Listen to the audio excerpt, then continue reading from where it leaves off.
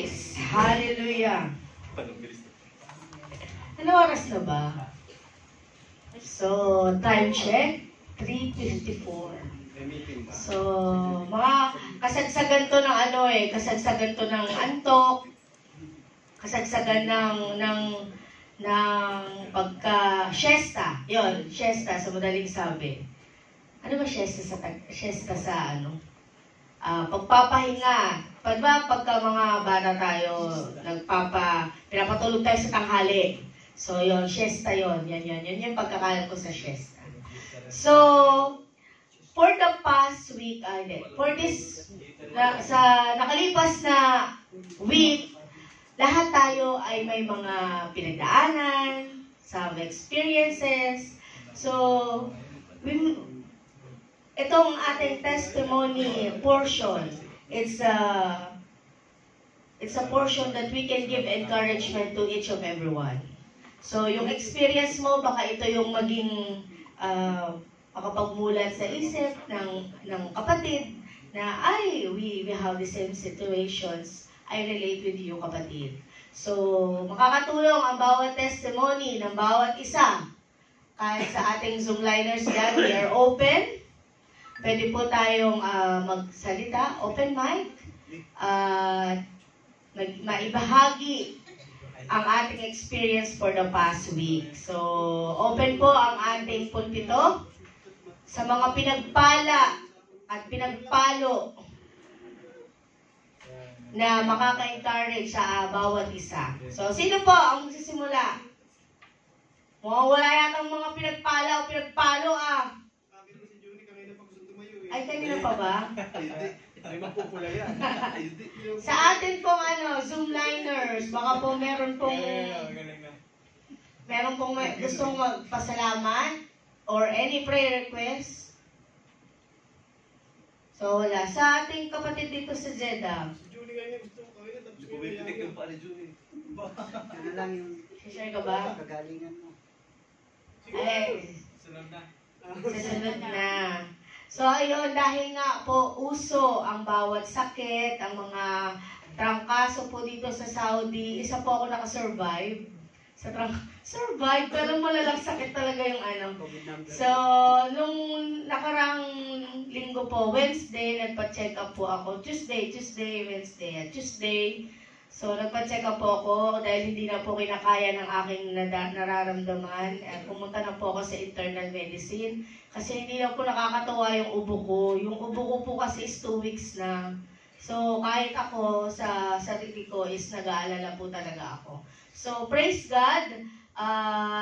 Nung na-x-ray po ako ay wala naman daw po akong pneumonia or anything else sa aking baga. So, praise the Lord at wala pong masyadong komplikasyon sa aking baga. Ang ubo ko po ay konektado sa aking lalamunan. So, dahil po namamaga po ang aking throat, namamaga po ang aking lalamunan, hindi po masyadong. Nung mga nakaraan po, alam niyo po, nung nakaraang Friday, nung nag-worship po, nung nag-worship lead po ako, ay talaga pong hindi po maganda ang pakiramdam ko.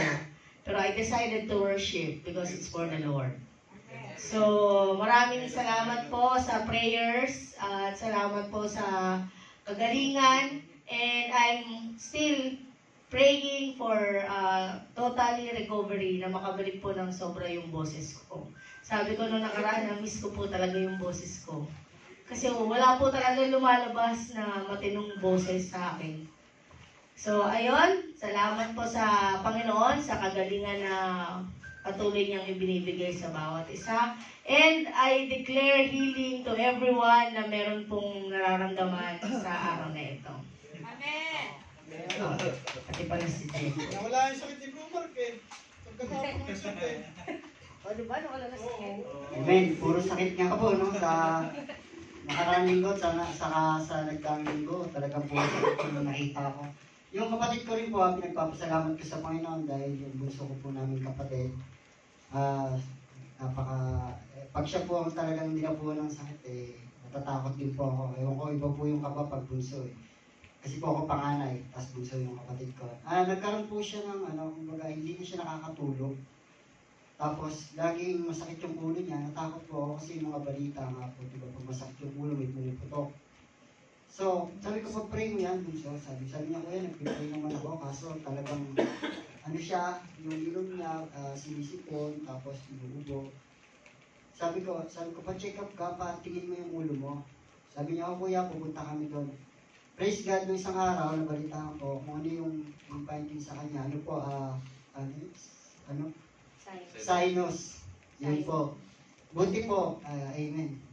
No, sa biyaya ng Panginoon, ay yun lang po ang nakita. At ngayon, okay naman po siya. At sa nanay ko din po, nagpapasalamat ko sa bagong taon na pumasok sa kanyang buhay.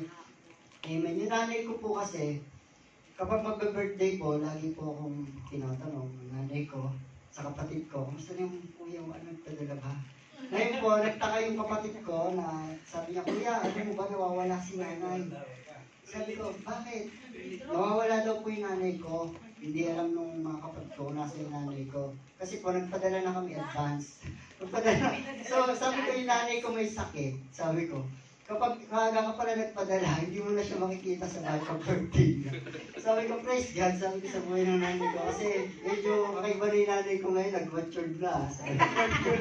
Nag-matured na, hindi na dati ako yung hinahanap, ngayon siya na yung hinahanap. So praise God kasi po kahit sa buhay namin sa tahanan ito, sa simbahan. Alam niyo po, kwento ko lang, no? Minsan, hindi ko rin kung martis yan. Ating gabi po, gusto ko na matulog kasi nga ngayon lagi akong pagod, iba lang po yung schedule ko. Parang may ewan ko, parang gusto kong pumasok dito. Pumasok po ako rito, patay po lahat yan, patay po lahat. Tapos, nag-pray ako ito. May 30 minutes po ako dyan. Ewan ko kung ano yung gusto kong gawin. Kasi po, sa akin po, alam ko na kapag ang tao, kapag pinag-pray ni Lord ng matagal, may inihahanda. Alam niyo po, para siyang inihahanda ng Panginoon. Mararamdaman niyo yung battle minsan kasi meron akong sa buhay na ayaw kong bitawan. Napakasakit po sa pakiramdam na yung Holy Spirit, kakalabanin mo. Napakabigat po nun. Sa totoo, naramdaman ko po yun sa buhay ko. Naku, testimony. Testimony ko lang po, no? Naramdaman ko po yun, na kapag may pinagagawa sa iyo ang Holy Spirit sa buhay mo, yung pinatatanggal siya sa iyo, huwag mo na siyang kalabanin. Huwag mo siyang kakalabanin. Iba po ang epekto sa katawan. Sa totoo, iba po. Sa totoo po, iba po. Naramdaman ko po yun. First time ko po naramdaman sa buhay ko, ganun po pala talaga ang pagkilos ng Panginoon sa buhay ng isang tao. Kapag yung Holy Spirit niya ay handa na para sa iyo. So, lahat po tayo dito ay darating ang panahon na mas mauunawaan natin yung banal na Espiritu sa buhay natin. Ako po, unti-unti yung process. Natututunan ko po yung bagay na yon. At may mga bagay pa rin po syempre na hindi mabitawan. At yun po ang itinuturo sa akin. Praise God na nalaman ko po yun sa buhay ko. Yung ganung bagay. Sa ilang taon ko na sa mundo, ngayon ko palang na-experience yung bagay na yun. So, sabi nga si Jesus Christ nga, ilang taon siya bago siya nagturo. So, ngayon na yun, panahon na yun. Sabi ng Panginoon sa akin, so, kailangan mo nang mas maging matatag. Kasi nga may mga darating pa na pagsubok sa buhay natin na mas kakayanin pa natin sa pangalan ng Panginoong Jesus. Amen. Yeah. Lahat naman tayo is in process. So, hindi naman porket na sinasabi tayo as a Christian is, banal na ako. Suro na ako agad. Hindi yun parang instant noodles or instant coffee na one click. So, we need just be in process at tayo ay hinuhubog ng ating Panginoon. So, magpahubog po tayo sa ating Panginoon. Amen po? So, sino po ang ating testimony?